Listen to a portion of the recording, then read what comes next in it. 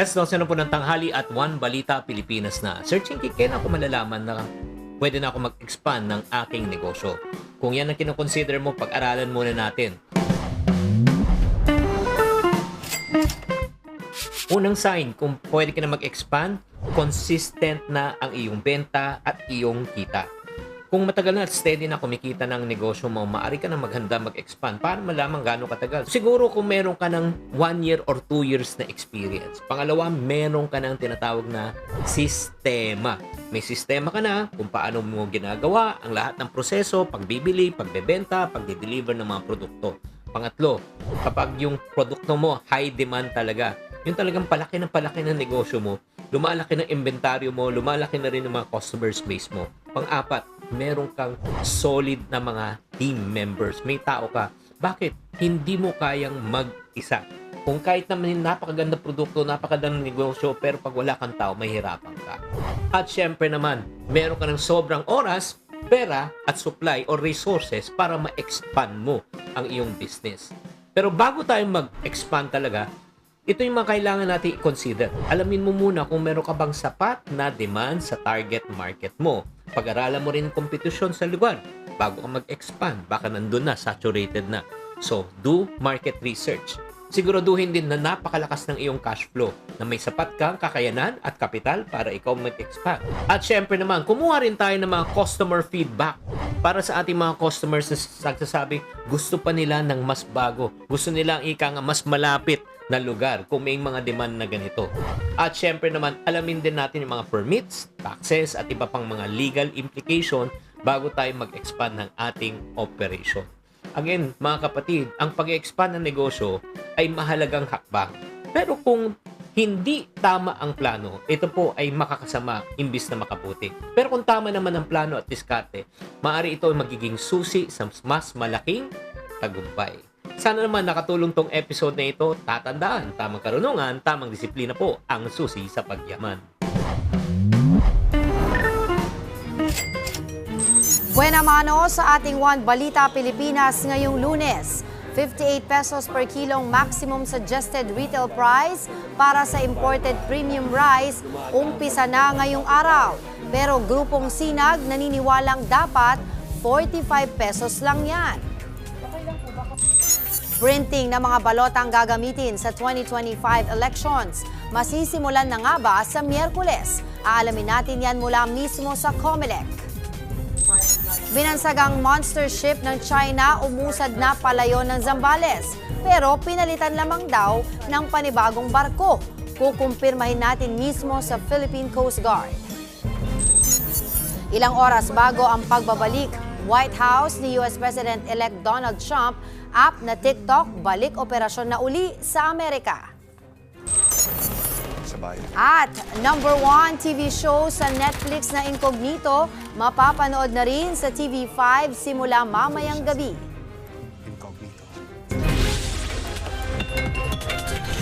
Balitang mainit-init pa!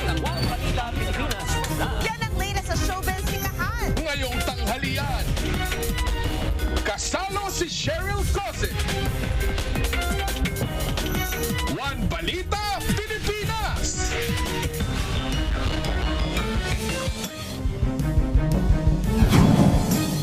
Magandang tanghali, Luzon, Visayas at Mindanao. Nilamon ng apoy ang isang cold storage facility na may lamang mga karne at prutas sa FPJ Avenue sa Quezon City.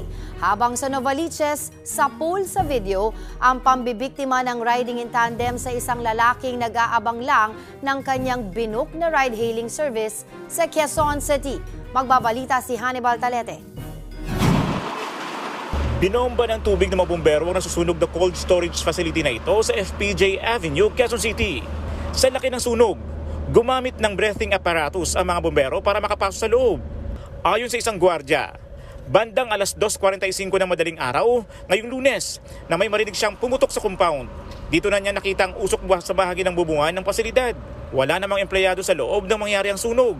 Nagdulot lang ito ng pangamba sa kalapit na gasolinahan ng istruktura. Patuloy pang iniimbestigahan ang naging mitsa. Mag-isa sa labas na nagsiselfone ang lalaking ito madaling araw ng linggo sa barangay San Agustino, Valiches, Quezon City.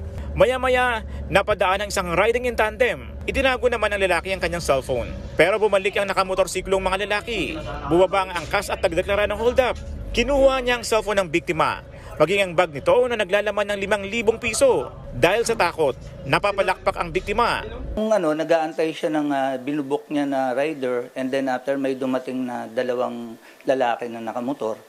Then after tinutukan siya ng baril.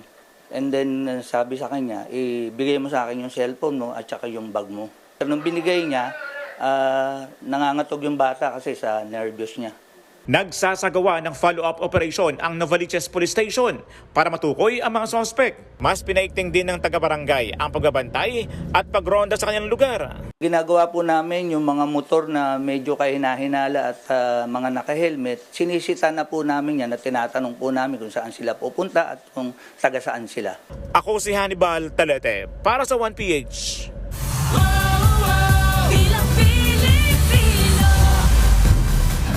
Kasado na ang pagre-reprint ng COMELEC sa mga balotang gagamitin sa Bilang Pilipino 2025. Mula sa COMELEC, live na magbabalita si Mon Gualvez. Mon, ano na ang update? Angela, inulit ng Commission on Elections o COMELEC ngayong araw ang proseso ng trusted build para sa automated election system sa darating na Bilang Pilipino 2025.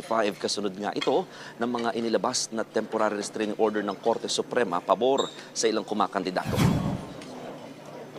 Kasama sa muling binalikan at inayos ng COMELEC ang Elections Management System o EMS, Automated Counting Machine o ACM at Consolidation and Canvassing System o CCS. Sa prosesong ito ay kinocompile ang source code sa isang machine-readable o executable code. Idadagdag na rito yung add feature para mailagay ang pangalan ng mga aspirants na nakakuha ng TRO mula sa kataas-taasang hukuman. Isa rito ang senatorial aspirant at 7 tumatakbo naman sa lokal na posisyon. Kapag natapos yung trusted build, inaasahan namang isusunod yung paglalabas ng bagong official ballot face templates. Target pa rin ng COMELEC na mahabol ang April 14 deadline para sa mga gagamiting balota. Bukod sa 2 printer ng Miro system, sasabay na rin kasi rito ang 4 na makina ng National Printing Office na nareconfigure na rin nitong nagdaang weekend. Angela, sakaling makumpleto yung mga pre-requirements na ginagawa ng COMELEC, posibleng masimulan na raw sa darating na Miyerkules ang reprinting o pagpiprint muli ng mga balota para nga sa darating na halalan. Angela. Maraming salamat, Mon Gualvez. Sa iba pang balita, tinawag na fake news ng palasyo ang akusasyon ni dating Pangulong Rodrigo Duterte na kulang-kulang umano ang 2025 national budget. Ang sabi kasi ni former PRRD, may mga bahagi ng General Appropriations Act o GAA na iniwang blanko para pwedeng umanong makapag-insert ng halaga ang palasyo na tila ba isa itong blankong tseke. Pero giit ng Malacanang, malisosyo at posibleng may pananagutan pang kriminal ang mag-akusa ng ganito. Tiniyak din ng palasyo na bawat isa sa mahigit 4,000 pahina ng budget ay maiging na-review ng daan-daang professional staff mula sa Kamara at Department of Budget and Management.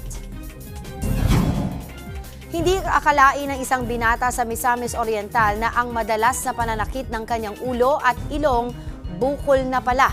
Ang nakikitang dahilan, madalas na exposure sa alikabok. Para bigyan ng mukha ang balita, Mobile Journal, Yeda Pascual. Madalas sumakit ang ulo ng isang binata sa Misamis Oriental. Akala niya nung una, simpleng sinusitis lang. Yun pala, bukol na sa loob ng pisngi.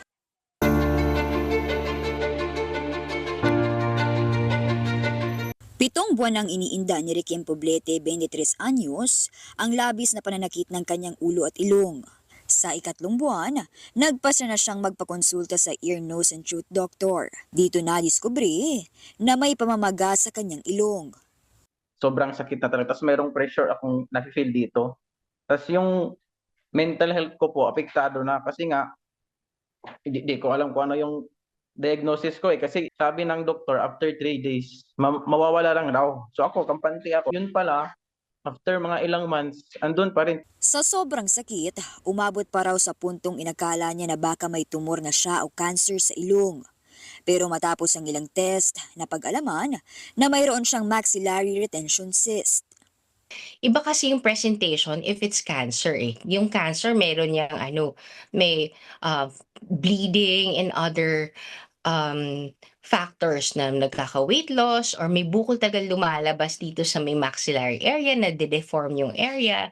So for maxillary retention cyst, rarely does it become into a very serious problem. But it is serious for the patient because they're experiencing pain. Paliwanag ng doktor ni Rekem, ang sanhi nito ay labis na exposure niya sa alikabok. Ayon naman kay Doc, posible ring trigger kapag hindi nakokontrol o nagagamot ang allergic rhinitis. Ang maxillary retention cyst ay asymptomatic at nalalaman lang ito kapag sumailalim sa imaging test. Ang mga sintomas tulad ng headache, pagkahilo at pananakit sa parte ng ilong ay mararamdaman lang kapag masyado ng malaki ang cyst o bukol. Hindi pa rin po talaga okay. Pero yung pressure po ng ilong ko, nabawasan na po. Hindi na po ako nakaka-feel ng pananakit like yung dati na sobrang sakit talaga na mangyak-ngyak na ako. Tapos yung vertigo ko po, ang lakas ng vertigo kapag tumatayo ako para akong naglalakad sa alon. Tapos yung palang ringing po ng ears, yung may buzzing na naririnig. Ngayon, pinaghahanda si Rekem ng 200,000 piso para sa gagawing procedure kung saan i-drain ang namuong fluid sa kanyang kaliwang pisngi. Kahit konting tulong lang po, malaking tulong na po yan sa akin, lalo na po sa part ko kasi nga ilang buwan na po ako nag-stop sa pagtatrabaho. Tsaka sobrang hirap po talaga kasi nga meron ka pang ibang iniisip, yung daily needs mo, mga necessities. Ako po si Mobile Journal Yeda Pascual na nagpapaalala na ang bawat may karamdaman ay kailangan din ng kalinga. Susunod, food security emergency para pababain ang presyo ng bigas, posibleng edeklara na raw sa Miyerkules. At mga Amerikano nakakagamit na uli ng TikTok ilang oras bago ang inaugurasyon ni US President Donald Trump. Yan at iba pa sa pagbabalik ng One Balita Pilipinas.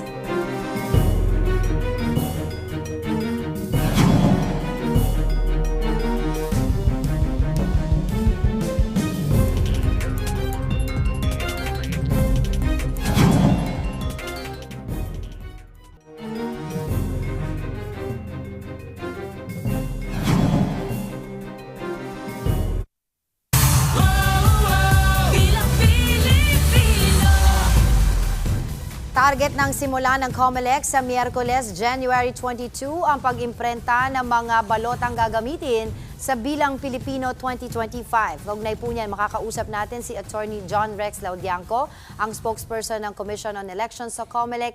Magandang tanghali po sa inyo, spokes. Magandang tanghali po, Ma'am Angela, at sa lahat po ng taga-subaybay ng ating programa. Yes po, so Wednesday nga po sisimulan itong pag-imprenta muli ng balot. Sa abot naman po ba tayo sa deadline printing sa April 14 o may mga asahan po tayo mga delay? Opo, medyo na-delay na po tayo talaga dyan. Ang original target po namin ay April 4. Pero ngayon nga po yung bago namin target, April 14. At maaabot po namin yan dahil 6 na makina na po ang gagamitin natin pag-imprenta. Yung 2 ng Miro. At yun nga po, dinepetize na namin ng National Printing Office. Gagamitin namin yung 4 na printers nila. So 6 machines, 24 hours operation, 7 days a week. Aabutin po natin yan. Bukod po dito sa pag-imprenta po natin ng mga balota, ano pa po yung mga adjustments na adjustment po sa preparation ng midterm elections sa COMELEC? Una po yung ating naurong na mock elections. Hindi po ito simpleng practice lang dahil ito po ay required na Republic Act 9369. Originally, dapat ng January 18, iuurong po namin ito at gagawin natin sa Sabado, January 25. Okay. Ikalawa po na medyo naapektuhan ay training ng ating mga teachers na dapat sana is the first week ng February. Mukhang mauurong po yan. Pero ang maganda po nito ay itutuloy na rin po namin ng February ito kasi ang una po tinetraining namin dyan ay yung mga trainers, yung mismong magtuturo sa ating mga teachers ay kakalat sa Pilipinas. Yung pong training nila ang naurong, kaya po ngayon mamadaliin namin, pagsasama-samahin na po namin sila sa mas malaking venue, matapos ang training ng ating mga trainers para tuloy po ang schedule ng ating na training sa mga electoral boards. Spokes, itong mga nabanggit nyo na mga na-delay mock elections, training, etc. Dahil din po ba to doon sa naging desisyon ng Supreme Court regarding sa mga disqualified na mga candidates? Tama po kasi ang mock elections, ang mga training, nakabase na po yan sa final program. Dahil nga po ginalaw natin ang programa, wala po kasing add feature yun. Hindi kami pwedeng magdagdag, hindi kami pwedeng magbawas. So para maidagdag namin yung pinadagdag ng Korte Suprema, nilagyan pa po ng add feature yan.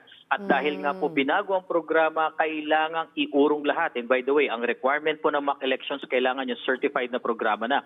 Kaya nga po kaninang umaga, pina-certify po namin muli ang mga programa ng ACM, EMS, yung CCS para po magamit namin sa mock elections. Okay, so can you give us a clear picture po of the whole process nung etong ginawa natin, kumbaga back to zero na pag-imprinta ng balota? Gaano po ba katrabaho yung pagpapalit nito mga bagong balota? Ano-ano po ba yung mga pinagdadaanan na proseso nito, Spokes? Ang una po nating binago ay yung candidates database. Binago po natin yan dahil naka-finalize na rin po yun. At kung makikita nyo nga po, hinto ang imprenta, inedit po ang election management system. Dahil binago mo ang election management system, binago mo ang programa ng ACM, ng canvassing system, ng internet voting, pati po yun na bago. At kanina pong umaga ay nagpa-certify na kami para po mamayang gabi yung aming law department, tsaka pa lang po idadagdag yung 8 pangalan.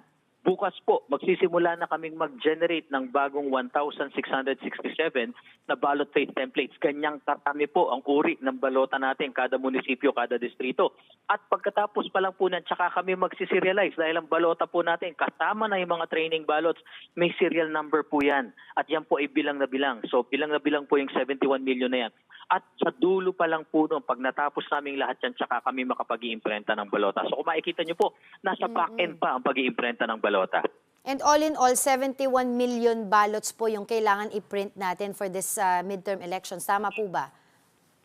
Tama po, ito ay 68 million po para doon sa ating regular na botohan, 2.3 million para po doon sa ating BARM voters po sa Parliament.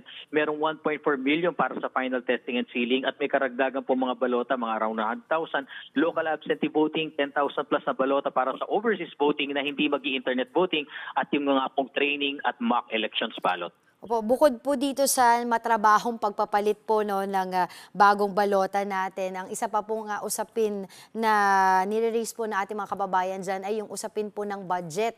Nabanggit nyo po sa akin doon sa nakaraang interview sa inyo, 132 million yung nasayang po doon po sa 6 million na balota na naiprint na prior to the decision of the Supreme Court.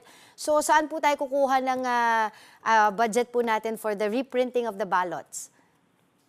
Opo, una po sa lahat, kami po ay nagre-realign ng aming mga savings. Yun naman po yung rule doon sa Byron versus Comelec. Kailangang unahin muna naming hanapan yung ating mga savings. At sa pagtataya naman po ng aming Finance Services Department, mukhang yung additional na gastos, kasi po yung pong nawala na 130 million na pesos na yan, na sayang, hindi na po namin mababalikan. Ngunit kami gagastos ang panibago sa pag-imprenta. Mukhang kakayanin naman po sa mga realignment ng savings.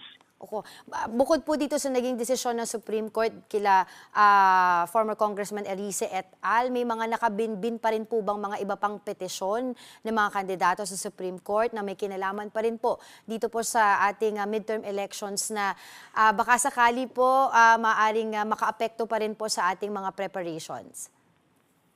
Meron pa pong ilan at wala po makapagsasabi kasi kung maglalabas pa ng TRO pa ang Supreme Court, meron pa ba kaming inihintay. So ang gagawin na lang po namin ay talagang susunod po kami kung kaya pang sundin. Kung dumating po sa puntong may idadagdag pa ng mga TRO na nasa kalagitnaan na tayo, ang maaari pong mangyari katulad ng mga nangyari ng nakarang halala na nagsasabi kami ng tapat po sa Supreme Court na hindi na po kakayanin, masyado na po magagawal sa oras. Pero kung kita naman po namin na kaya pa, susundin po namin ang pag-uutos ng Korte Suprema. Alright, maraming salamat po sa inyong oras, Comelec spokesperson John Rex Laudianco.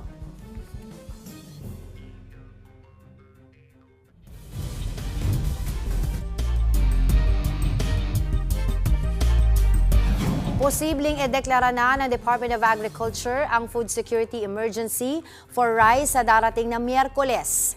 Ngayong araw, inaasahang matatanggap ng DA ang rekomendasyon ng National Price Coordinating Council para dito. Re-reviewin lamang ito ng DA bago ang deklarasyon. Pangunahing umanong basehan ng pagdedeklara ng food security emergency ang extraordinary o hindi pangkaraniwang pagtaas ng presyo ng bigas sa kabila ng mga ginagawang hakbang, gaya ng pagbaba ng taripa sa imported na bigas. Despite all of this, nananatiling elevated. Bagamat meron tayong nararamdamang pagbaba, but not to the level that we are expecting it to decrease.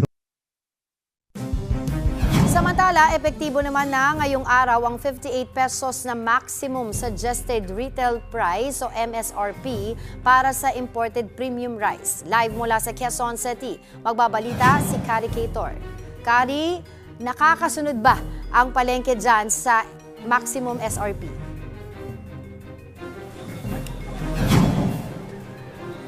Angela, sa pag-iikot natin sa ilang palengke rito sa Quezon City, lahat ng ibinibentang imported na premium rice pasok sa maximum suggested retail price o MSRP ng 58 pesos kada kilo. Yan nga yung mga 5% broken o durog na bigas. Ngayon nga kasi ang unang araw gaya ng nabanggit mo ng pagpapatupad sa MSRP na ito. Pero kahit nakasunod, alam mo ang ilang retailers hati pa rin ang reaksyon dyan. Ang ilang kasi nakausap natin may tubo pa rin naman daw kahit ibaba sa 58 pesos ang presyo.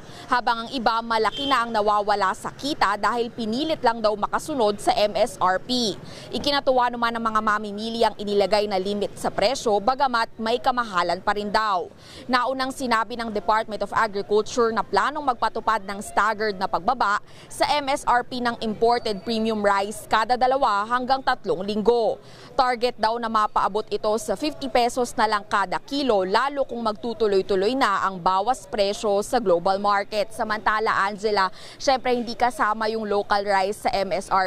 Pero base sa huling tala ng DA, ang presyo raw niyan ay naglalaro sa 40 hanggang 63 pesos kada kilo. Balik sa'yo. Maraming salamat, Kari Cator. Kung samahang industriya ng agrikultura o sinag ang tatanungin, mahal pa rin daw ang 58 pesos per kilo na maximum suggested retail price sa imported rice. Dapat daw ay 45 pesos ang MSRP dahil binabaha na ng imported na bigas ang ating bansa. Makakausap po natin si Sinag President Rosendo So, kaugnay po sa isyong ito. Magandang tanghali po sa inyo, sir. Yeah, Ma'am Angela, magandang tanghali. Opo, si Angela po ito, sir. Bakit po ninyo nasabi na mahal pa rin itong 58 pesos per kilogram na MSRP na bigas po para po sa imported na bigas dito po sa ating bansa? Ano po yung magiging basihan nyo po dito sa pagkalkula ng presyo? Yeah, ang computation natin is based on last month importation. So more or less malapit naman yung dun sa 58. Nasa 54 pesos dapat. Pero yung 58 na sinet ng DA is yung maximum. No? Ibig sabihin, yung ibang nabili na mas mura, pwede naman magbenta at 54 pesos or less. So yung maximum na sinet, based on yung klase na pinakamaganda dun sa Vietnam na 5% broken. So, yung sinet, ma-adjust pa yan. Sa tingin natin, after 15 days, kasi bumaba ulit yung world market price. Pero tama po ba yun na sinasabi po kasi ng ibang mga small retailers na by doing this, yung pagpapatupad ng maximum suggested retail price na 58 pesos, ay maaaring magsara o malugi itong mga small retailers? Is that even possible po? Sa tingin namin, hindi. No? Yung delivered naman sa kanila is nakikita natin na yung mga miller kasi may diretso rin deliver sa kanila. Yung mga importer may diretso rin deliver sa kanila. No? So, ang tingin naman natin yung markup na gusto nila na 6 pesos or 5 pesos, sobra naman yun. No? Dapat bumaba lang sa 4 pesos to 3 pesos sana yung markup para hindi ganun kalaki ang diferensya ng itong imported price or farm gate price sa retail price. Pero Sir Rosendo, isa pa po sa mga usapin po ngayon yung deklarasyon ng food security emergency sa ating bansa. Kayo po ba, ang inyo pong grupo po ba na Sinag ay suportado itong deklarasyon na ito? Yeah, we are supporting yung declaration para at least mailabas din yung NFA rice na nandyan sa loob ng NFA kasi aani na naman itong third week of February. So para at least may space naman para mailagay itong mga bagong ani na palay dun sa NFA. No? And ma-dispose yung NFA dun sa mga LGU. Ang target price yata 38 pesos, 36 to 38. So nakikita natin na makakatulong yun sa ating mga consumer na kukuha dun sa bigas na Opo. yung sa world market no price yung sa nakikita natin itong January 8 kasi nasa $460 per metric tons na lang yung FOB. Dati kasi yung July 2010 umabot ng 568. So almost $100 per metric tons na ang binaba. No? So we expect na by next month, malaki pang ibababa dun sa sinet ng Department of Agriculture. Pero isa nga daw po sa mga mangyayari kapag nagdeklara ng food security emergency ay ibebenta nga po, no, nabanggit nyo rin po, yung mga naka-imbak na lumang NFA rice na umaabot na raw po ng 300,000 tons yung dami. Tama po ba yun? Okay po ba yun? Kasi sinasabi din po nilang issue dito is dumaan po ang maraming bagyo sa atin last year. Bakit daw po nagkaroon pa ng congestion ngayon ng NFA sa ating mga warehouses? Yeah, kasi depende yan sa dun sa calamity area, no? Kung bibili sa NFA. Yung mga ibang LGU kasi, bumibili yan sa area na dun sa mga local area na ng bigas, no, sa commercial rice. Yung sa NFA kasi kailangan bilihin pa rin ng LGU Hindi naman libre yon na ibibigay. So siguro may nakita silang mas mura sa area nila kaysa kukuha sila sa NFA, kaya kumuha sa other rice miller or supply. Hindi naman specific na kailangan bumili yung LCU sa NFA. Pero sa tingin niyo po ba, Sir Rosendo, dapat nang payagan talaga itong NFA na magbentang muli sa merkado, no, nang hindi na kinakailangan ng Food Security Emergency Declaration? We think naman kung tama yung suporta sa atin magsasaka, no, tama ang bigay ng subsidy, kayang ibenta yan na mas mababa. Kagaya last year, no, yung EO62 na binaba yung taripa from 35% to 15%. Hindi ito nakatulong sa consumer, hindi rin nakatulong dun sa magsasaka. Kasi in the part of magsasaka, ang nawala is 15 bilyones na koleksyon ng tariff na mabibigay sana sa kanila. Kung ito is naibigay sana per hectare sa 1.5 million hectares, mabibigyan ng additional 10,000 pesos. Kung ita-translate natin sa palay ito, may discount niya ng almost 2 pesos and 90 centavos na pwedeng ibigay sa mga traders or miller. Na converted sa bigas, is 5 pesos yun. So sa tingin natin, mas effective kung i-kolekta yung taripa na 35% at yung makolekta, mabigay sa atin mga farmers para bumaba yung puhunan nila. Pero sa tingin niyo po ba, Sir Rosendo, kung hindi po natin binaba ng government natin, ng administrasyon na to, yung taripa sa imported na bigas from 35% to 15%, hindi po tayo magdedeklara ng food security emergency ngayon? Baka hindi, no? Kasi naibigay natin sa magsasaka yung incentive, no? Na 10,000 pesos. And kung naibigay natin, yung production cost bababa. Kung yung production cost is 50,000 per hectare, kung naibigay yung 10,000, so 40,000 na lang ang gastusin, ibig sabihin, pwede natin bibili sa magsasaka na mas mababang presyong palay. At nailatag yung majority kasi 78% ng kino-consume natin, galing pa rin dito sa ating bansa eh. And yung 22% is yung imported, na in which yung imported na binibili is 5% broken. Hindi yun ang para sa masa. So yun ang sinasabi natin. Kaya walang effect yung pagbaba ng taripa dun sa side ng majority ng ating consumer. Yung balikan ko lang po yung sa maximum suggested retail price natin na 58. Sabi po, every 2 weeks or every week titignan po yung pag-aaral kung babawiin itong deklarasyon na to. Sa inyo po ba ilang linggo lang dapat na gawing 58 pesos ang MSRP natin sa mga imported na bigas? Yeah, yung 58 pesos within 2 weeks dapat bumaba pa yan ng 52 pesos, no? Tapos after that another round na ibabayan sa 48 pesos, yun ang nakikita natin. Alright. Kasi based on yung import price na binase, ma-adjust yan, no? Yung pumasok yan ng December, medyo mas mataas ng konti.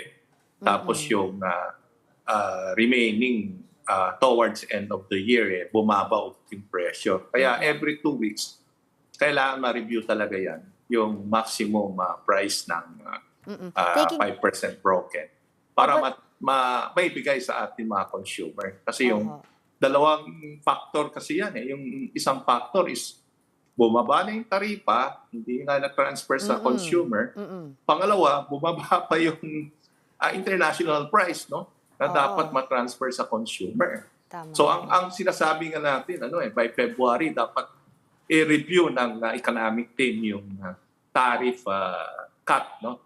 Para ibalik na lang dun sa 35%, para matulungan ang ating mga magsasaka yung collection ng tariff. Opo. Pero taking this opportunity na rin po para tanungin kayo dun sa issue naman po ng mahal. Sobrang mahal na presyo po ng kamatis. Sa inyo po pagkakaalam, bakit nga po ba napakamahal ngayon ng kamatis? Tsaka ano po ba yung dapat gawin natin? Yeah, yung tinanim kasi ng November, December, nasiraan talaga. And ngayon medyo bumaba na yung farm gate nung 2 weeks ago, umabot ng 150. Tapos last week nasa 120, ngayon nasa 100 pesos. Bumaba na yung presyo. No? We expect na kasi yung harvest ng kamatis mga 45 to 60 days. So yung nagtanim ng towards end of December, makakaani na ng February yan. And sa tingin natin, bababa na yung presyo ng kamatis. Alright, maraming salamat po sa inyong oras, President Rosendo So. At sa iba pang balita, guilty ang hatol ng Sandigang Bayan kina former Quezon City Mayor Herbert Bautista at dati niyang City Administrator na si Adrian Cunha sa kasong graft. Kaugnay ito sa maanumalya umanong procurement ng City Hall ng online occupational permitting tracking system noong 2019. Ang sentensya kina Bautista at Cunha hanggang 10 taong kulong at perpetual disqualification sa paghawak ng anumang pwesto sa gobyerno. Aapilahin daw ng dalawa ang naging hatol ng anti-graft court. Susunod, binansagang monster ship ng China umusad na palayo ng Zambales, pero pinalitan lang daw ng panibagong barko. Muling pagpapatupad ng deployment ban sa Kuwait pinag-aaralan kasunod ng pagkamatay ng 2 Pinay doon. At ilang celebrity nakipag-bonding sa mga pasyenteng may autism nitong weekend. Yan at iba pa sa pagbabalik ng One Balita, Pilipinas.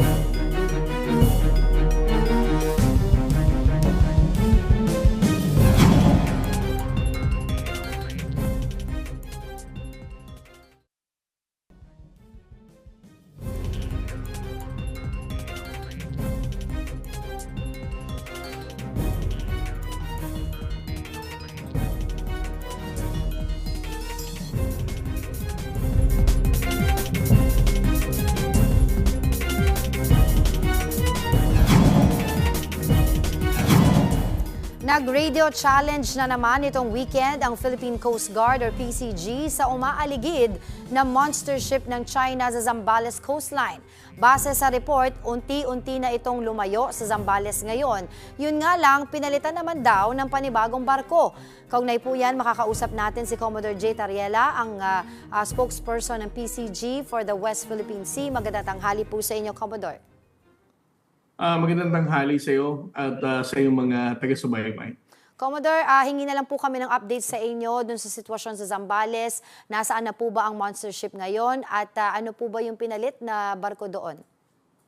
Well, ang China Coast Guard vessel, as what we have reported yesterday, no, ay umalis na sa lumayo na, no, in those areas na for so many days kanyang iniikutan. As of this morning, around 10 a.m., ang China Coast Guard 5901 is monitored and located at an approximate distance of 101 nautical miles away from Pundakit, Zambales. Ito na ay napalitan ng China Coast Guard 3304 na mayroong distance na 60.4 nautical miles away from the coastline of Zambales. So, ano naman po yung ginagawa nito ngayon, nitong pumalit, nung CCG 3304? Well, the China Coast Guard 3304 is doing the same thing, no? It is doing this erratic movement, no? Going up and down and maintaining a distance between 60 to 70 nautical miles away from the coastline of Zambales. Ano po ba ang basa po ninyo dito, Commodore, sa ginagawang ito ng China? Sa pahayag po kasi ng Chinese Foreign Ministry nila, ang Pilipinas daw ay nagko-commit ng infringement, provocation at hyping ng ating mga sitwasyon dyan sa West Philippine Sea. Well, this is the main objective of the Chinese government, no? They want to normalize the illegal deployment of China Coast Guard vessels off the coast of Zambales. No? That's why it's important for us, for the Philippine Coast Guard, to challenge this and expose itong presensya ng China Coast Guard na to for the public and the international community to learn that the Philippine government is not allowing the Chinese government to intrude within our own exclusive economic zone and that they are blatantly violating the international law. So sa ngayon po, ano po yung aksyon na maaaring gawin muli ng PCG aside po dun sa mga radio challenges na ginagawa po natin? Well, as far as the Coast Guard is concerned, no, we just have to make sure that documented pa rin natin ang paggalaw ng China Coast Guard dito, monitored pa rin natin, and every hour in between is to have constant radio challenges, no, dito sa China Coast Guard. For them to learn that we're not allowing them to legitimize itong illegal deployment nila dito sa 60 nautical miles off the coast of Zambales. Commodore, recently po, no, just last week, nagkaroon po ng BCM or bilateral consultation meeting between the Philippines and China. At kasama daw po doon, base po sa mga report, na napagkasunduan na yung continuation lamang ng RORI missions natin. Ito po ba ay exclusive lamang itong RORI mission natin sa mga food and supplies ng ating mga sundalo doon sa BRP Sierra Madre? O meron din po tayo, pwede din tayo magdala ng mga construction materials? Well, I'm not really privy about the details of the content nitong provisional understanding na to, no?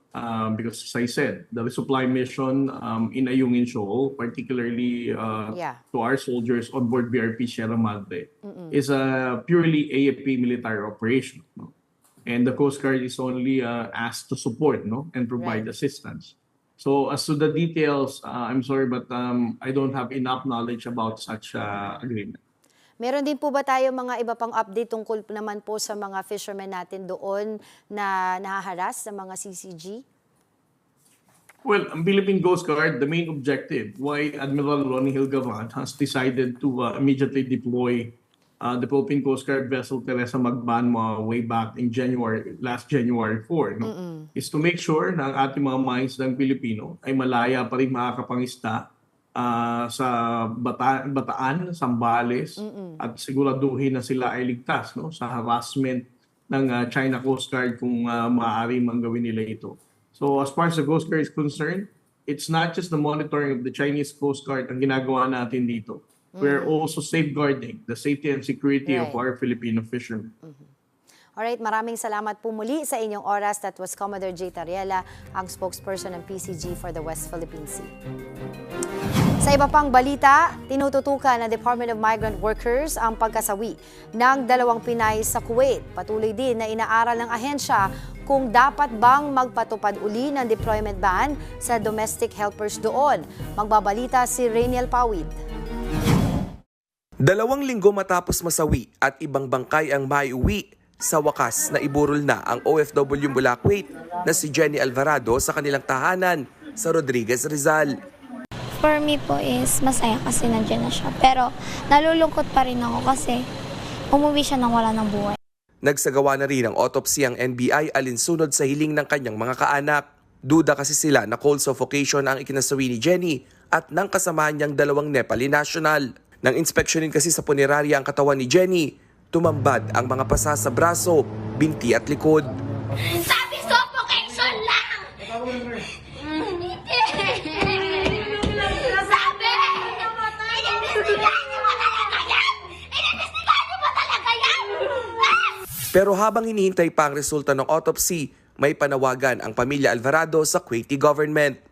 Sana hindi naman po sila maging bulag-bulagan sa nangyayari. After nitong burol, ay sana hindi na siya maging kwento. Matapos ang nangyari kay Jenny, inaaral na ng Department of Migrant Workers kung dapat bang magpatupad ng deployment ban sa mga domestic helpers sa Kuwait. Sa record ng ahensya, mayroong higit 200,000 Filipino domestic workers sa Kuwait. Kung kailangan higpitan pa, ay hihigpitan natin. At kung sa pagsusuri natin ay makakatulong ang suspension of deployment, ay gagawin din natin yan. Nangako rin ng DMW na iimbestigahan nila ang nangyari kay Jenny. Nakatutok rin ang ahensya sa pagkasawi ng isa pang OFW sa Kuwait na si Daphne Nakalaban. Siya ang Pinay na natagpo ang naaagnas sa bakuran ng kanyang amo. Sabi ng DMW, may natanggap silang valid reports na may inamin ang prime suspect. We have valid reports coming to my office,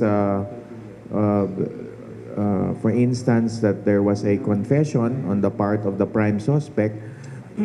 But whether or not that is true, I think we should already be expecting a report with respect to yung whether or not the prime suspect will be indicted or charged in criminal court.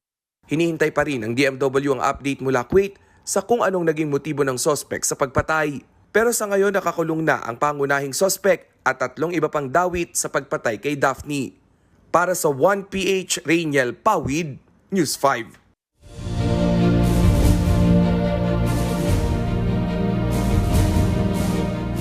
Bukas na formal na mauupo bilang 47th President ng Estados Unidos si Donald Trump. Bukod sa kanyang panunumpa bilang susunod na Pangulo, inaabangan din ang kanyang talumpati kung saan ilalatag ang kanyang mga plano sa susunod na 4 na taon. Inaasahang dadalo sa inaugurasyon ang former US presidents at tech giants gaya na Elon Musk at Mark Zuckerberg. Nagpasalamat naman agad ang pamunuan ng TikTok kay Trump. Balik serbisyo na ang online platform dahil sinabi ni Trump na magpapasa siya ng executive order para mapigilan muna ang ban na ipinataw dito ni outgoing US President Joe Biden.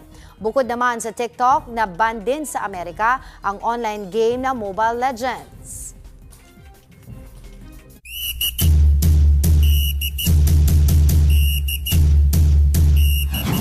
Nabusog sa kasiyahan ang milyon-milyong turistang dumalo sa Sinulog Festival sa Cebu. Magbabalita si Jana Roa. Maingay at makulay na sinalubong ng mga Cebuano ang Sinulog Festival. Nakisaya rin sa pagdiriwang ang milyong-milyong mga turista. Present din dyan ang cast ng Batang Quiapo na pinangunahan ni Coco Martin. Sakay ng kanilang float, kinantahan nila ang mga nakaabang sa ruta ng Sinulog. Hindi naman magkamayaw ang mga tao para masilayan ang Batang Quiapo Stars. Ang iba, nagsilabasan pa ng gusali. Maraming salamat po sa lahat ng mga Cebuano, Pete Senior. Thank you so much dahil nandito muli kami para makiselebrate ang Sinulog Festival. I love you at maraming salamat po sa pag-report sa Batang Quiapo. Si Lito Lapid nagpaabot din ng mensahe sa pagdiriwang. Taon-taon po nandito kami, nagkikipagpared kami ni Coco, lalo na probinsyano hanggang ngayon Batang Quiapo. Maraming salamat po. 44 na mga contingent ang nagpasiklaban sa street dancing at ritual showdown. Agaw pansin din ng kalahok mula sa bagong tribo ng Kasambagan dahil sa kanilang pamosong facial expression. Nagpakitang gilas naman sa street dancing ang lumadbas sa kanon. Sila ang binansagang Hall of Famer tuwing sinulog dahil sa kanilang galing sa pagsayaw. Bumida rin ang mga higantes at nagagandahang floats. Pati mga dayuhan, nakisaya rin. Tulad ng pamilyang ito mula sa Taiwan, kasama ang kanilang anak na unang beses nakipagsinulog sa Cebu. It's very excited and happy to join the Sinulog. Really special place, special day, and I hope everyone is happy to enjoy the Sinulog party. Ang pamilya namang ito galing pa ng Butuan. It's our first time to join the Sinulog and we're expecting a very festive season. Sa huli, ang Carcara City ang itinanghal na Grand Champion sa Ritual Showdown, habang ang Bae City ang nagwagi sa street dancing. Para sa 1PH, John Arua, News 5. Marami rin ang napaindak sa fiesta ng Senyor Santo Niño sa Tondo, Maynila. Magbabalita si Gary De Leon.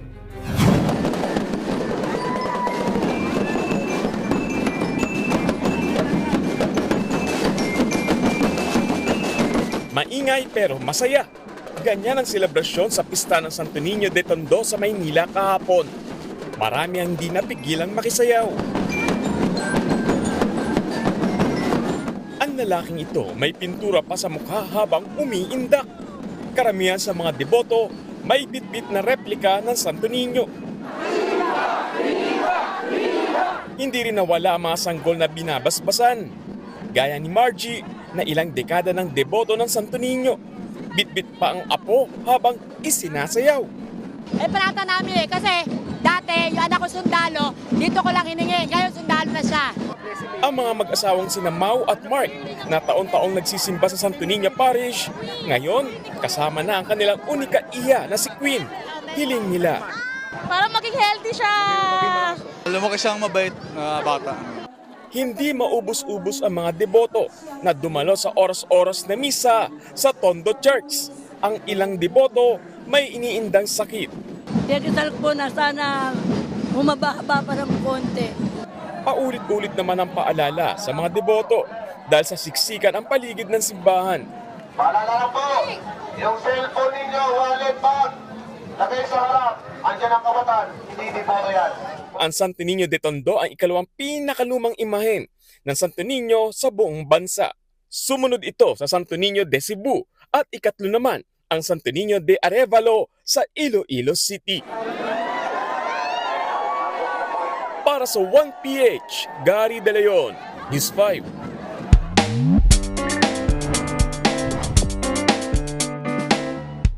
Magandang tanghali mga kapatid. 10 taon nang nakalipas nang bumisita sa bansa si Pope Francis para idaos ang Tell the World for His Love Mass. Umabot ng 7 milyong Katoliko ang nakiisa riyan nang gawin sa Quirino Grandstand. Ikaw kapatid, kung makikita mo sa personal ng Santo Papa, ano ang gagawin o sasabihin mo sa kanya? Tara, samahan niyo ako at magtatanong tayo dito. Paano yung ating bansa sa mga kaguluhan, kaganon. Tsaka lahat sana tayo ng politiko yung kumbaga magkaisa. Dapat po magkaisa lahat para maayos ang ating bansa. Gusto ko sana na kumakausap po ang Santo Papa ay magkaroon ng katahimikan at sa bansang Pilipinas para mawala ng mga kaguluhan. Gusto ko pa sana sabihin sa kanya na sana ipanalangin niya po kung nagumaling po ang aking sakit. Bigyan kami ng magandang pangangatawan ng aking mga anak at gabayan kami ni Lord lagi. Siyempre po, una po, i-hug ko po siya. Tapos, mag-wish lang po ako, sana po maging okay lahat ng tao po. Ako ang inyong hari ng bayan, ang tunay at nag-iisang pantanggalumay sa pananghalian.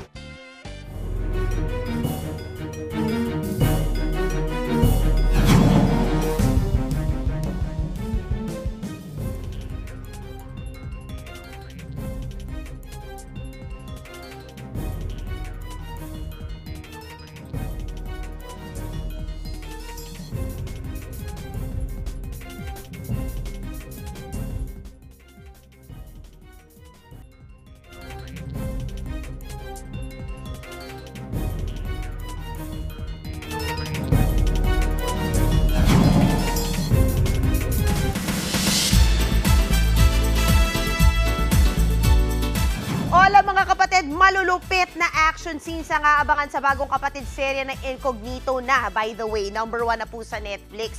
Sumabak para mga bida sa military style na training. Syempre, nakakausap natin sila. Narito pong report.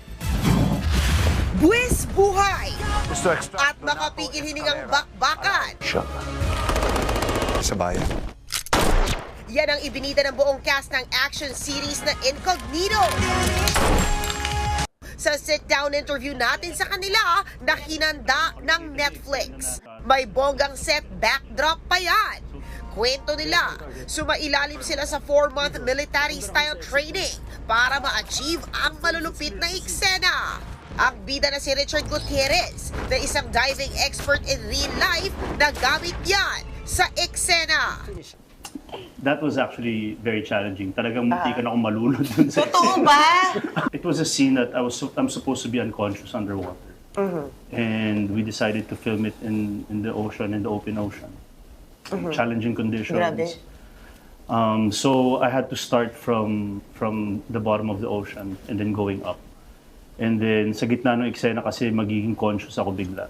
Lupit ah! Comeback naman ito ng heartthrob ni si Daniel Padilla sa telebisyon at breakaway niya sa Love Team. In his action era na nga ngayon, si DJ. What makes Incognito that project? Kahit naman nung una, hindi pa rin ako decided na, alam mo yun, Totoo? 100% na. Ito na ba yung gagawin ko? After nung first taping day namin, yung action namin sa train, nawagan ko Tito yan, sabi ko, ito yung nahanap ko. Bumalik yung drive ko, sabi ko, sa pag-arte, di ba? Matapos naman ang kanilang pinagdaan ang issue Asmathon, kapansin-pansin na hindi pinagtabi like the usual sina Maris Racal at Anthony Jennings na nakaupo sa magkabilaang dulo. Sinisimulan na raw na mag-shine sila under their own spotlight. Parang pasaway yung character mo dito. Palagi naman. Palagi. Kung si Anthony may pagkakuloko yung karakter, don't confuse pretty for weak naman ang tagline ng role ni Maris. As a strong female character siya. Medyo na-flatter ako. Sino yung naglagay nun? Oo, maganda. I feel like she's a very strong female character kasi she's very feisty. She's very palaban talaga. And she's a girl that talks back. Ganon din si Kyla Estrada na gaganap na hacker sa kanilang grupo. Kasama rin si Baron Geisler na sniper naman ang role. At si Ian Veneracion na siyang intelligence expert ng grupo at nag-assemble sa team ng Incognito. Showing ang Incognito sa Netflix. Mapapanood naman ang Incognito simula mamayang gabi sa TV5. O eto, alam nyo ba na may dugong Pinoy ang isa sa mga bida ng patok na Gen Z serye na XO Kitty? Kilalanin po natin siya sa report na ito. Mabuhay! What's up? Kamusta ka? Kamusta? Oh my gosh, we're all so proud of you and Anna, of course. Yes! Pilipino nga ang isa sa mga bida ng isa sa nangungunang Gen Z serye sa mundo. Meet Anthony Kivan, ang heartthrob Iranian-Filipino na gumaganap bilang si Q sa hit Netflix series na XO Kitty.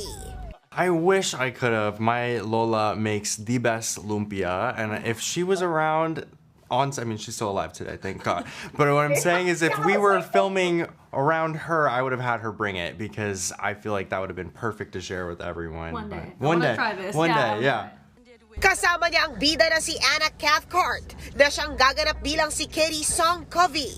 Trending ang serye dahil sa mga pasabog ng first season, gaya ng pagtackle sa kanyang sexual orientation, kakaibang pananaw sa teen issues, at ang open at fun adventures sa South Korea. Dahil dyan, nabansag ang Gen Z teen queen si Anna. That's like such a nice title. Thank you. It's still unbelievable to me that I get to explore Kitty's life in this way and continue the To All the Boys legacy in this show. Ang gusto raw niya linawin sa pagiging misunderstood na mga Gen Z. Like a friendly. Not everybody and absolutely nobody actually has it all figured out, and that's so okay. And all the mess is what makes everything so exciting and what makes growing up like such beautiful a and universal, unique, beautiful experience. Kasama nila sa serye sina Mingyong Choi, Sang Hyun Lee, Gia Kim, at Reagan Aaliyah Dennis Jones. Mapapanood na ngayong araw ang XO Kitty worldwide sa Netflix. Yan ang latest sa showbiz. Balik sa'yo, Angela. Thank you, MJ.